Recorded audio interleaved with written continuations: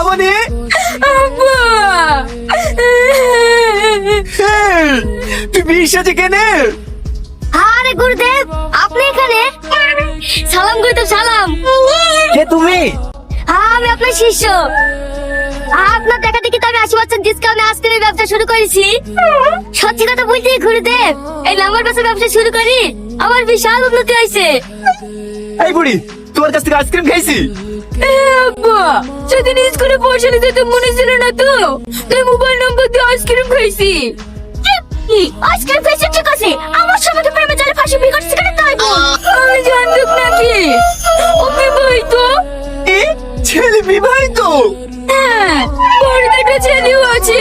তুই আর কি করিস রে? স্যার, আমি মানিনি। আমার মেয়ে কমকে বাকি বিয়ে করেছে। আপনি ওকে শাস্তি দেন। ওকে কি করে শাস্তি দেবো?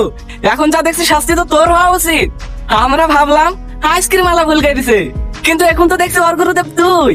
থাক, জায়গার ভাই জায়গাতেই গেছে। এই ভিত যদি শিক্ষাইতে হবে, নাম্বার লি দালালি করা। এই যা, তোর বলি বাড়ি যা। হীরা কিছু বললে আমাকে বলবি। ঠিক আছে স্যার, চলো। আব্বা, আমার আর কিছু করার নাই রে মা। আমি নিজের পায়ে নিজেই কুড়ে বেরিয়েছি। আমি বেঁচে একটা নাম্বার হেরামেরি করবো না রে মা।